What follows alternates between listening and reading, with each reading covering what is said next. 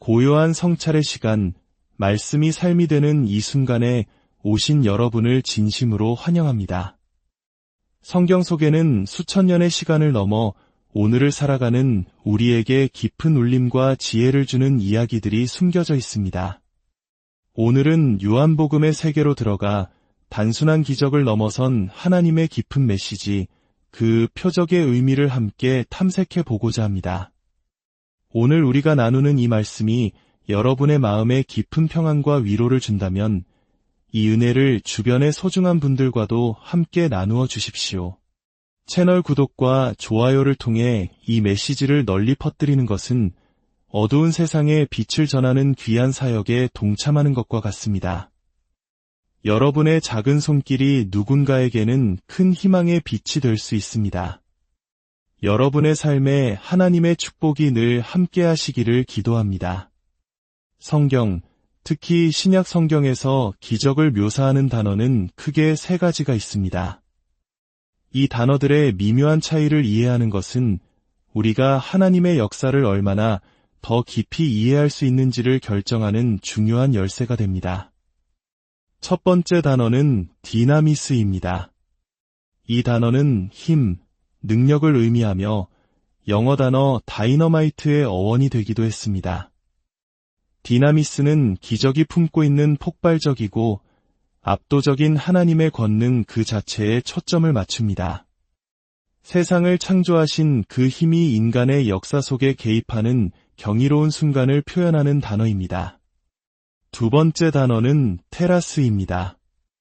이 단어는 기적을 목격한 사람들이 느끼는 놀라움, 경외감을 강조합니다.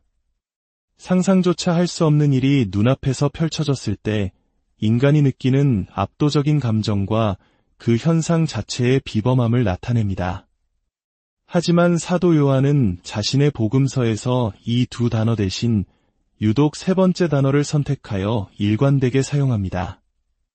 바로 세메이온입니다. 이 단어는 표적 또는 징표로 번역됩니다. 요한에게 예수님의 기적은 단순히 놀라운 능력의 과시나 사람들을 경악시키는 현상이 아니었습니다. 그것은 무언가 더 깊고 본질적인 진실을 가리키는 영적인 이정표와 같았습니다. 기적이라는 사건 너머에 있는 예수님의 참된 정체성, 즉 그분이 누구이신지를 알려주는 하나님의 서명과도 같은 것이었죠. 사도 요한은 왜 이 세메이온, 즉 표적이라는 개념에 집중했을까요? 그 해답은 요한복음의 거의 마지막 부분인 20장 30절과 31절에 명확하게 기록되어 있습니다. 요한은 마치 책의 마지막에 작가의 말을 남기듯 자신이 이 책을 쓴 목적을 친절하게 설명해 줍니다. 예수께서 제자들 앞에서 이 책에 기록되지 아니한 다른 표적도 많이 행하셨으나 오직 이것을 기록함은 너희로 예수께서 하나님의 아들 그리스도이심을 믿게 하려 함이요 또 너희로 믿고 그 이름을 힘입어 생명을 얻게 하려 함이니라. 이 말씀은 요한복음 전체를 여는 마스터키와 같습니다.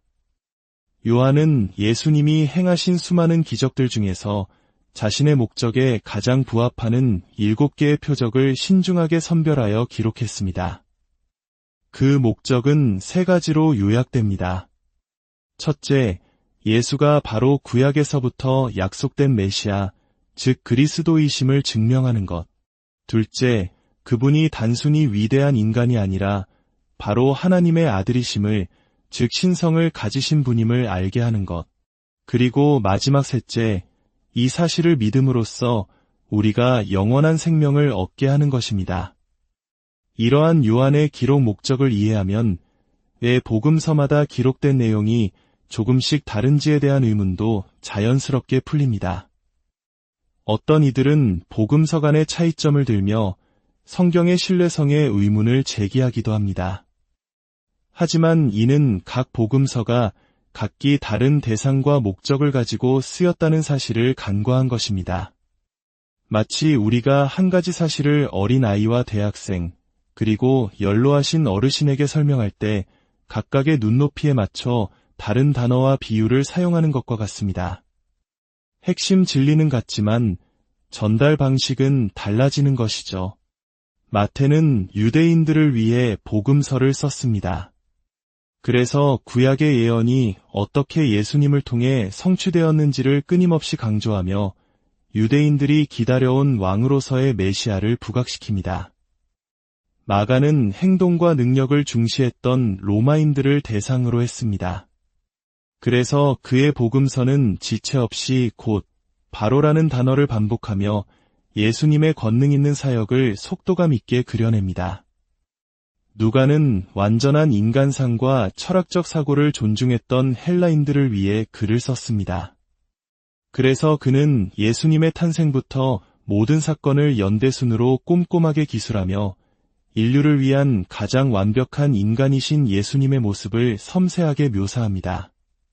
그러나 요한은 이 모든 문화와 시대를 초월하여 모든 인류에게 예수님의 신성, 그분이 곧 하나님이심을 증거하기 위해 복음서를 기록했습니다. 그리고 그 장대한 증명의 서막을 여는 첫 번째 표적이 바로 오늘 우리가 살펴볼 요한복음 2장의 가나 혼인잔치 이야기입니다. 이야기는 갈릴리 가나의 한 결혼식장에서 시작됩니다. 흥겨워야 할 잔치에 예상치 못한 문제가 발생합니다. 바로 포도주가 떨어진 것입니다. 당시 문화에서 포도주가 떨어지는 것은 주최 측에게는 큰 결례이자 수치였습니다. 바로 그때 예수님의 어머니 마리아가 예수님께 이 사실을 알립니다. 그리고 예수님께서는 하인들에게 이렇게 말씀하십니다. 항아리에 물을 채우라. 성경은 그곳에 유대인의 정결 예식을 따라 두세 통 드는 도랑아리 6이 놓여 있는지라 라고 구체적으로 묘사합니다. 사도 요한은 6개의 도랑아리라는 디테일을 그냥 지나치지 않았습니다. 여기에 바로 첫 번째 표적의 깊은 영적 의미가 숨겨져 있기 때문입니다. 성경에서 숫자 6은 종종 인간을 상징합니다. 하나님께서 6일째에 인간을 창조하셨기 때문입니다.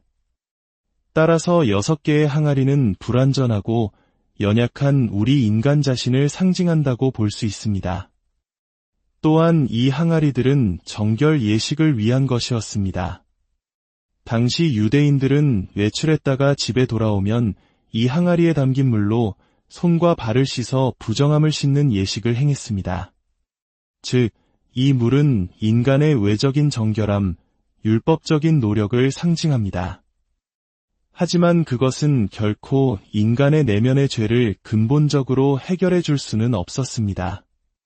예수님은 바로 그 인간의 노력과 율법을 상징하는 맹물로 가득 찬 항아리를 기쁨과 생명을 상징하는 최상의 포도주로 변화시키셨습니다. 이것이 바로 세메이온, 즉 표적입니다. 이 기적은 단순히 부족한 포도주를 채워 잔치의 흥을 돋우는 것을 넘어 예수님께서 이 땅에 오신 목적을 상징적으로 보여줍니다.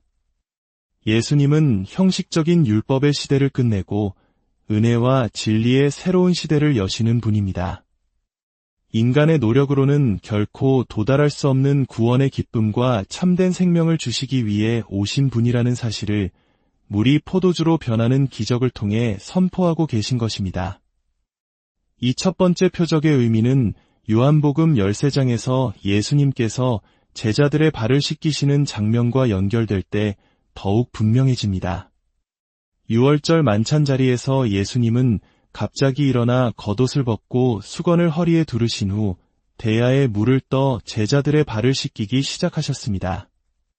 수제자 베드로는 주님, 절대로 제 발을 씻기실 수 없습니다. 라며 극구 만류합니다. 그때 예수님께서 아주 중요한 말씀을 하십니다. 내가 너를 씻어주지 아니하면 내가 나와 상관이 없느니라. 이 말을 들은 베드로는 금세 태도를 바꿔 주여 내 발뿐 아니라 손과 머리도 씻어 주옵소서라고 말합니다.